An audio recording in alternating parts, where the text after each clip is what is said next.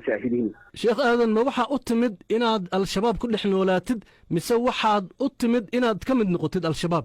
labaduba way jiraan marka joogaa meel ka mid a dalkaygii Soomaaliya gaar ahaanna ku suntan qaybaha wilaayaadka islaamka ay gacanta ku hayaan wararku waxay sheegayaan oo na soo gaaray inaad joogto gobolka Jubbada Dhexe maxaa ka jira waxa weeyaan dhammaan waxaan dhex mushaaxaya oo dhex socdaan ku tana qulayaama u kala gudbaya wilaayaadka 12 ah ee gacanta ay ku hayaan حركة الشباب المجاهدين. شيخ آدم ما waxaa u timid inaad al-shabaab ku dhex noolaatid mise waxaad u timid inaad ka mid noqotid al-shabaab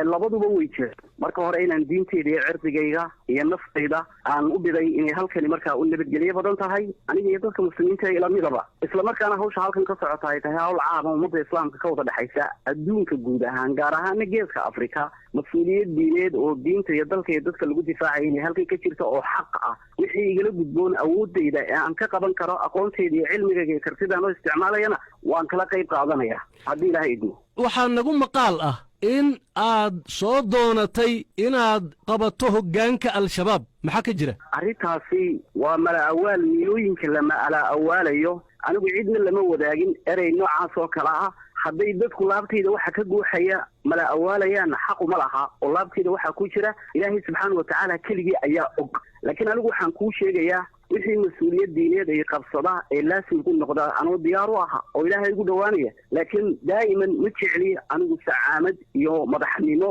had iyo gooraale banaanka isuma soo taago mana jecli dabci ahaan yaa kula socda oo iminka hargeysa kaala soo baxay waxay la socdaa ehelkaygii waxay la socdaa awlaadeydii oo waxa weeyaan aan doonayo iyaga laftooda diin iyo cirdi ahaan bayna la badbaado badbaadada ka sokow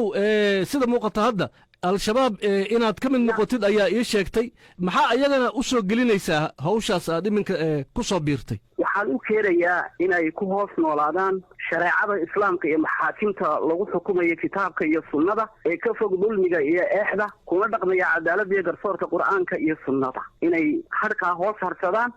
waxay kalena ilaahay subxaanahu wa tacaala ayaa gacanta ku haya ilaahoy ayaa abuuray allah subxaanahu wa tacaala arsaaqdooda haya asashooda ilaahay baa haya laakiin mulsam waxaan ku ahay diin ahaan meeshay ku badbaadayaan ayuunbay badbaadada adduunyada iyo aakhirana ku jirtaa waxaa iga warantaa sheekh aadan sidii aad ku soo baxday iyo halkii aad soo martay halkaa ninkii isweydiinayaa sidii aan ku soo baxay iyo halkii aan soo maray waxa ay ku saabsanaanaysaa bad iyo berri iyo hawada midaan ku soo booday birmad fadhi baa igu bayiday boqorkii weynaaye booqasha markaan rabay boqoola ku imi buruntidaydii halkaasay ku soo gaabatay yaa xiriirka idiin sameeyey marka adiga iyo al-shabaab idin dhex maray xidhiidhka waxaa noo sameeyey mabaadida aan iska waafaqnay iyo dheximaanshahaygii iyo kulankayagii iyo waraysigayagii ayaa noo sameeyey hadda halkee hawsha kala qabanaysaa shabaab maxaa kuu qorshaysan waxaan kala qabanayaa oo ii qorshaysan aqoonta iyo fanniga diineedaan aqaano mahaamka waajibkayga saaran in aan ka bilaabo intii awooddayda